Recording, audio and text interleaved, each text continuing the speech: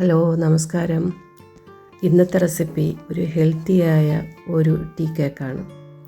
Banana bread എന്ന് പേരാണെങ്കിലും ഇതൊരു tea കേക്കാണ്. ഹെൽത്തി ആയിട്ടുള്ള സാധാരണ നമ്മൾ മൈദയിലാണ് സാധാരണ കേക്ക് ഉണ്ടാക്കുന്നത്. അപ്പോൾ ഇതിപ്പോൾ ഓട്സിലാണ് നമ്മൾ ഈ കേക്ക് ഉണ്ടാക്കിയിരിക്കുന്നത്.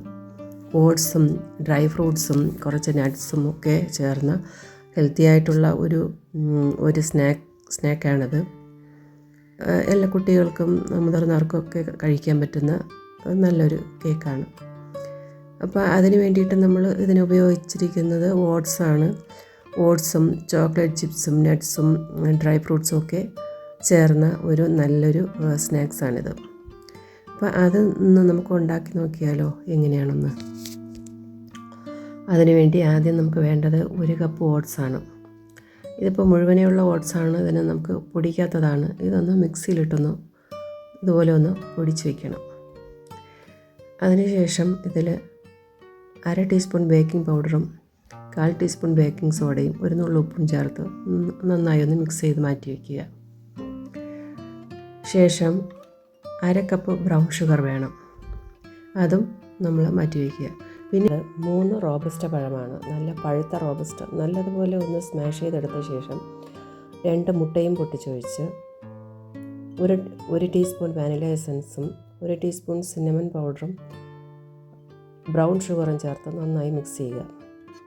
കൂടെ 1 ടേബിൾ സ്പൂൺ തൈര്. ഇത് നല്ലതുപോലെ ഒന്ന് മിക്സ് ചെയ്ത് ബ്രൗൺ ഷുഗർ അലിയുന്നത് വരെ ഒന്ന് മിക്സ് ചെയ്തെടുക്കുക. അതിനുശേഷം 1/4 കപ്പ് മെൽറ്റഡ് ബട്ടറും കൂടെ ചേർത്ത് ഒന്ന് മിക്സ് ചെയ്യുക.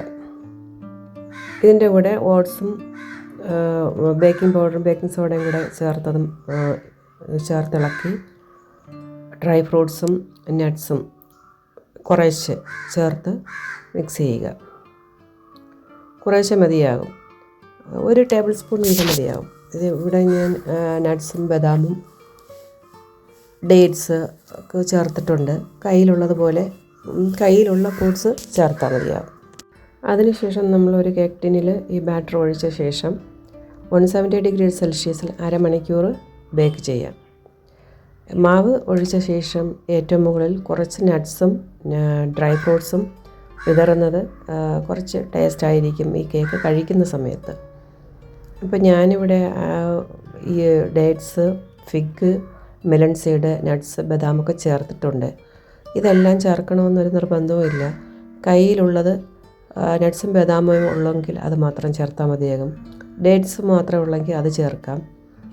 പിന്നെ ചോക്ലേറ്റ് ചിപ്സ് അത് കുറച്ച് മുകളിൽ വിതറണം. ഏറ്റവും അവസാനം കുറച്ച് ബ്രൗൺ ഷുഗർ വിതറുന്നത് കുറച്ച് നന്നായിരിക്കും. ഇത് മെൽറ്റാകുന്ന സമയത്ത് കേക്കിന് ഒരു പ്രത്യേക ടേസ്റ്റായിരിക്കും. അതിനുശേഷം 170 ഡിഗ്രി സെൽഷ്യസിൽ ഓവനിൽ 1/2 മണിക്കൂർ ഈ കേക്ക് ബേക്ക് ചെയ്യാൻ വയ്ക്കാം. ബേക്ക് ചെയ്ത നല്ല ടേസ്റ്റി ആയിട്ടുള്ള ബനാന ബ്രെഡ് ഇവിടെ നമുക്ക് റെഡിയായി കിട്ടിയിട്ടുണ്ട്. ഇത് നല്ല മണവും രുചിയും നല്ല നട്ട്സിൻ്റെയും ഡ്രൈ ഫ്രൂട്ട്സിൻ്റെയൊക്കെ ടേസ്റ്റ് മുന്നിട്ട് നിൽക്കുന്ന നല്ലൊരു കേക്കാണിത്. നമുക്ക് നല്ലൊരു ടീ ടൈമിൽ നമുക്ക് കഴിക്കാൻ പറ്റുന്ന നല്ലൊരു സ്നാക്സാണിത്. നല്ല മണവും രുചിയും ഉണ്ട് ഇതിന്. എല്ലാവരും ഇതൊന്ന് ഒരു പ്രാവശ്യമെങ്കിലും ട്രൈ ചെയ്ത് നോക്കണം. ഈ ഹെൽത്തി ആയിട്ടുള്ളതാണ്, മൈദാമാവൊന്നും ചേരാത്തത് കൊണ്ട് നമുക്കിത് നല്ലൊരു കേക്കാണിത്. എല്ലാവരും ഒന്ന് ട്രൈ ചെയ്ത് അതിൻ്റെ ഫീഡ്ബാക്ക് ഒന്ന് അറിയിക്കണം.